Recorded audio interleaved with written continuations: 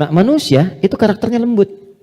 Makanya saking lembutnya Allah tanamkan kecintaan kepada anak yang baru dilahirkan. Anak siapapun itu. Orang pasti senang. Pengen gendong, pengen cium, dan sebagainya. Pertanyaannya, kenapa kok tiba-tiba kata-katanya bisa menjadi kasar? Perilakunya kok jadi keras? Padahal ketika lahir, dia dalam keadaan baik. Maka nanti babnya tersendiri. Ada bab tentang lingkungan, bab tentang orang tua, perhatian dari saudara-saudarinya. Kullu bauludin yuladu 'alal fitrah fa'abawahu. Lingkungan, bisa orang tua, bisa teman, bisa sekolah, dan sebagainya. Oke. Insan tidak disebutkan kecuali menunjuk pada manusia yang terkait dengan totalitas aktivitasnya dari bangun tidur sampai tidur lagi. Jadi, kalau Anda menginginkan belajar tentang manusia dari sudut pandang akhlak, pelajari kata ins.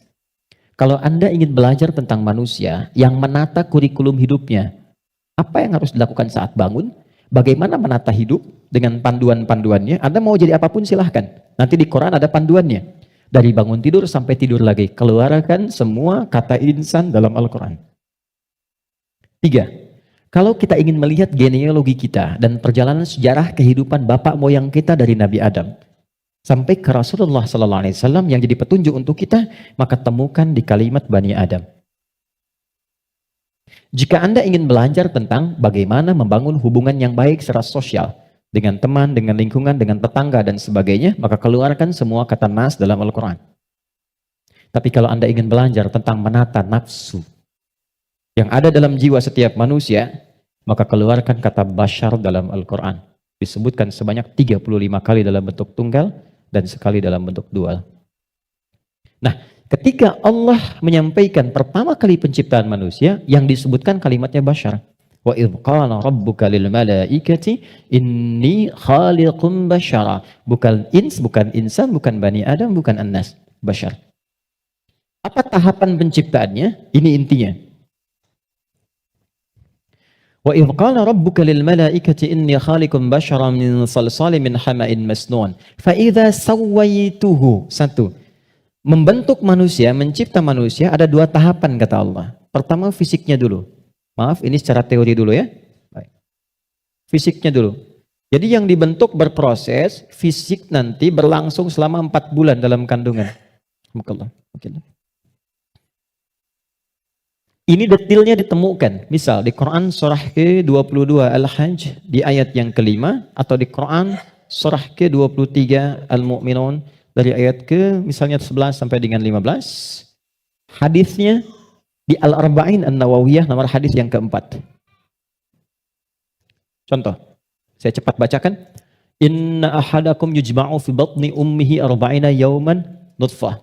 Setiap anak cucu Adam sebelum terlahir dari rahim ibundanya akan mengalami proses selama 40 hari pertama pertemuan spermatozoa dengan ovum, proses. Thumma yakunu mithla dzalika 'alaqah. 40 hari yang kedua membentuk zigot yang mulai menempel di dinding rahim, mulai berproses. Thumma yakunu mithla dzalika mudghah. 40 hari ketiga berbentuk mulai ada daging keratan, mudghah. Sekarang di kurikulum kedokteran di fase modul awal, namanya modul tumbang, tumbuh kembang, itu sama, diksinya sama, menggunakan kata mudghah. Pernah ada anak dari UIN kedokteran datang ke saya, Ustaz saya minta belajar. Saya bilang, Anda dari mana? Kedokteran.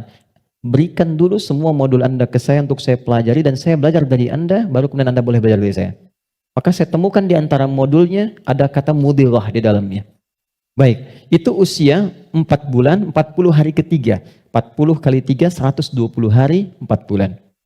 Thumma yursalu ilaihil malak fayanfukhu fihi ruh. Ini poinnya. Di usia 4 bulan ini, barulah diperintahkan oleh Allah ditiupkan roh.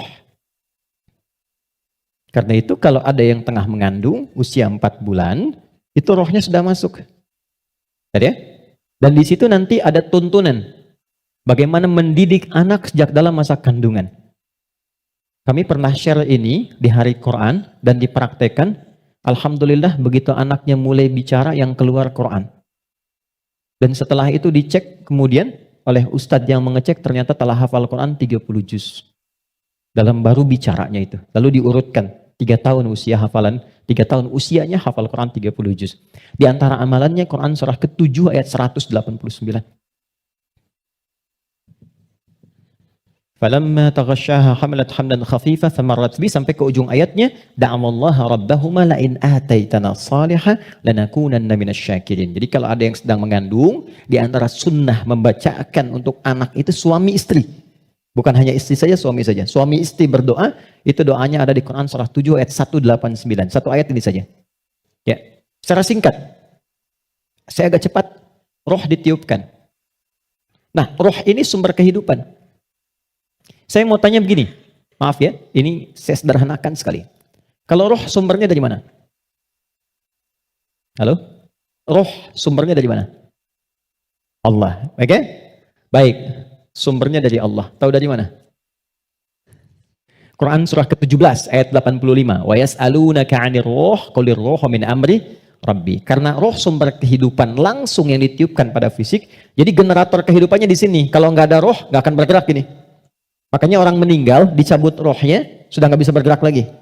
Nah, sumber roh itu sumber kehidupan dari Allah. Baik, sekarang saya tanya, kalau Allah maha baik tidak? Ada aibnya tidak? Ada cacatnya tidak? Lihat, kumpulan semua kebaikan, jika dikumpulkan, jujur, sabar, misalnya kan, kalau kita kumpulkan sifat-sifat baik itu, semuanya, itu akumulasinya disebut dengan takwa namanya. Karena Allah itu maha baik, gak ada cacatnya, maka semua yang bersumber dari Allah pasti semuanya baik. Dan membawa sifat-sifat kebaikan. Perhatikan, fokus. Roh ini ketika ditiupkan, masuk ke dalam fisik manusia usia 4 bulan, dia membawa sumber-sumber kebaikan. Karena datangnya langsung dari Allah, diperintahkan masuk, maka membawa akumulasi kebaikan. Maka selain roh ini masuk ke dalam fisik, dia juga membawa potensi-potensi kebaikan yang disebut dengan takwa. Ini fa'alhamaha fujuraha takwa. Pelan-pelan. Kalau fisik ini langsung dari Allah atau ada proses dulu? Terbayang nggak maksudnya? Kalau roh itu kan langsung kan? Allah firmankan, masuk kan? Kalau fisik langsung tercipta ada proses dulu? Proses. Tadi kan sampai 4 bulan demikian. Sebelumnya ada proses dan sebagainya. Proses kan? Karena proses didahului dengan ikhtiar, maka tidak sama sifatnya dengan takwa. Dia membawa sifat bawaan disebut dengan fujur. Sekarang perhatikan, saya ilustrasikan. Bismillah. Ini ada gelas. Oke, kosong ya. Ini kalau kalau saya isi air bening, ya kosong kan? Saya bukan ingin sulap ya, jangan ingin tunjukkan. Kalau ini saya isi air bening nih, bening, oke? Bening. Lalu saya campur dengan kopi. Jadi apa warnanya? Oke, berubah warna kan? Intinya hitam misalnya. Saya kasih susu, berubah warna kan? Baik ya? Maka perhatikan baik-baik. Kalau kita ilustrasikan, ini ada tempat, dimasukkan kemudian air bening. Gambarkan yang bening itu takwa ini. Jelas? Takwa itu tadi sifat yang melekat kepada apa? Roh. Masih ingat? Kemudian dia bercampur dengan ini, sifat bawaan dari fisik. Kenapa saya sebut tidak langsung dari Allah, tapi melalui proses ikhtiar yang Allah tetapkan? Karena maaf sekali. Kenapa namanya disebut fujur? Karena ini berkumpul segala macam bentuk di sini. Apakah teman-teman mencari semua yang halal? Yang dimasak oleh istri, masuk kemudian ke dalam mulut dan perutnya, dan terkonsumsi oleh janinnya. Apakah dipastikan semua halal? Kalau dia menjadi halal, akan jadi baik. Kalau dia menjadi syubhat, ya akan menjadi bercampur. Kalau dia dari yang haram, akan menjadi kotor. Karena itu yang bersumber di fisik disebut dengan fujur, yang ini pasti baik. Tadi saya katakan, kalau campurannya susu, bening, bagus, nyaman. Tapi kalau campurannya kotor, lumpur dan sebagainya, maka jadi bermasalah. Maka jangan pernah membawa sesuatu yang haram, dibawa ke rumah, apalagi dikonsumsi anggota keluarga. Karena itu pasti akan merusak dan berpengaruh kepada karakter. Karena masuknya ke sini. Itu pasti itu, pasti. Ini bawaan dari gabungan fisik, sifatnya fujur, yang ini roh membawa sifat takwa. Karena takwa yang bening bercampur dengan fujur, maka merubah keadaan roh. Yang tadinya murni seperti biasa, karena roh membawa sifat takwa, nyampur jadi ini, bercampur dengan fujur. Maka merubah nama roh kemudian menjadi nafas. Pelan-pelan, pelan-pelan. Kalau roh saja yang dibawa sifat takwa, udah pasti baik tuh. Tapi karena dia bercampur dengan ini, yang bahannya banyak tuh, ya, dan sifat fujur, maka berubah nanti dari sifat yang takwa ini bercampur dengan fujur, merubah nama roh saat masuk ke dalam tubuh, berubah menjadi nafas. Dari sini diserap ke dalam bahasa Indonesia menjadi nafas. Ya, maka dikatakan seseorang bisa bernafas ketika rohnya masuk. Tapi dalam keterangan Al-Quran bukan cuma bisa nafas, di situ akan tergabung takwa, potensi yang dibawa oleh roh sebagai sumber kebaikan. Di sini ada fujur, potensi yang dibawa oleh fisik, ya, yang kadang-kadang menjadi lawan daripada sifat kebaikan. Pan. Sampai di sini bisa dipahami? Artinya apa? Artinya, maaf, di dalam diri kita ini, siapapun manusianya, pasti ada potensi kebaikan. Itu sifat dasar manusia itu baik. Itu sifat dasarnya. Nggak ada yang nggak baik. Makanya, maaf, sepencuri-pencurinya pencuri, sebetulnya hatinya menolak.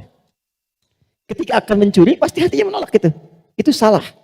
Karena itu pencuri nggak mau dicuri. Coba kalau 3 orang mencuri, yang satu misalnya menyembunyikan hasil curiannya, maka bosnya akan berkata, maling kamu. Padahal mereka baru maling gitu.